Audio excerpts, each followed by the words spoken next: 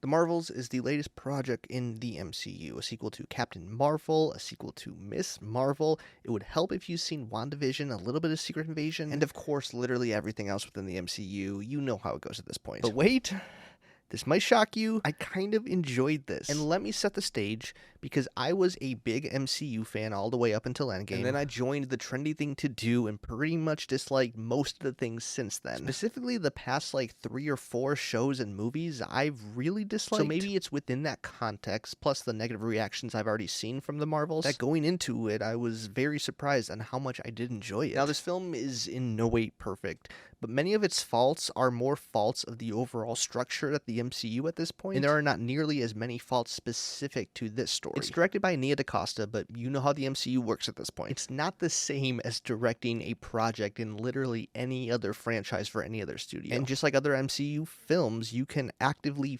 feel when the producers are trying to get her to go through the checklist of things she needs to include in order to make the rest of their universe make sense. And so most of the things I loved about this film, I will absolutely give credit to her. But the faults I have with it, I don't think are her fault at all. It's just the stereotypical MCU stuff at this point. When we isolate what this film is trying to do and the story it's telling, it's quite beautiful. But we have to rush through so much exposition to get to this point. We have to set up future characters and future things. And this is another film that just completely ignores having an interesting or compelling villain. This film really does attempt to try to catch you up in case you haven't seen all the previous projects I mentioned before, but it's really hard to do, especially with Miss Marvel, because I don't know a lot of people that are watching all the Disney Plus shows, and so they try to do a lot of narration. There's quite a bit of flashbacks in this, and of course it's choppy and clunky, but I honestly don't know what other choice they have, because you can't really put that much expectation on your audience to watch all this previous material going into it. But once we get past the first 20 minutes or so and we're finally caught up with who these characters are, that's where the magic happens, and that's where I'm having a blast. I've always been a fan of Brie Larson, and I really dislike how much hate she consistently gets from this fan base, but without question, my favorite part of this entire movie is the character of Kamala Khan. I was pretty positive on Miss Marvel, but her character being fully developed, it shares a lot of similar tones to Tom Holland's Spider-Man meeting Iron Man, and there's this relationship that I think goes beyond just the screen and kind of speaks to this meta sense of fandom and what it would be like getting to work with your hero. This film is its strongest when we have these 3 leads working together. The plot is that Captain Marvel, Captain Rambeau, and Miss Marvel all get connected somehow in ways that I can't even fully communicate, because again, I'm not great with the exposition that the MCU throws out at me. Something to do with jump points, something to do with a thing on Miss Marvel's wrist, but they essentially teleport and switch places with each other. And so there's a lot of goofy moments with that as they're trying to figure out how to control it, but because of how they all receive their powers, they are all connected now and have no choice but to work together. And those types of MCU stories have always worked for me. I think of the original Avengers. I think of the Guardians of the Galaxy movies. And so to have this team-up movie of unique characters with different backgrounds and ages having to work together and learn from each other, it's something really special, especially if you do have a better context of the previous Captain Marvel film. If you remember, Captain Rambeau was a very young child in that film. So now that she's grown up, working through her relationship with Carol Danvers, with this assumption that Captain Marvel kind of ditched her, you have this other relationship with Captain Marvel and Miss Marvel, and it serves as this redemption for Captain Marvel, where she now gets this new relationship, this new child that she can build a better relationship with and fix the mistakes that she's made previously. And now I will say, this isn't really explicit within the script of this film. A lot of it is me filling in the gaps and probably projecting what I think they want to do, but it does sort of fall flat. It's like they have the smallest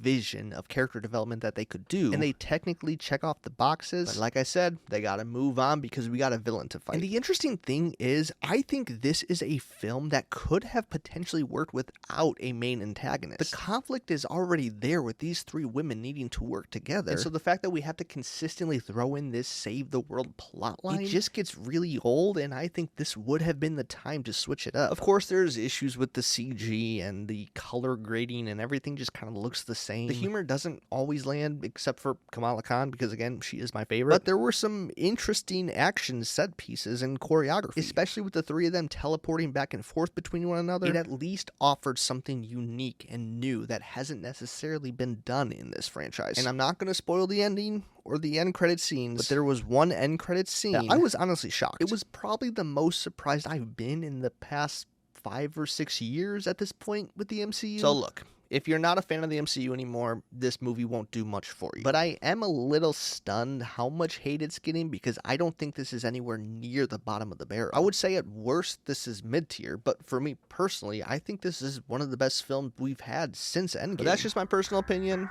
I would love to hear yours. Have you seen the Marvels? Comment below, let me know what you think. Don't forget to like and subscribe if you want to see more content like this, and I will see you next time.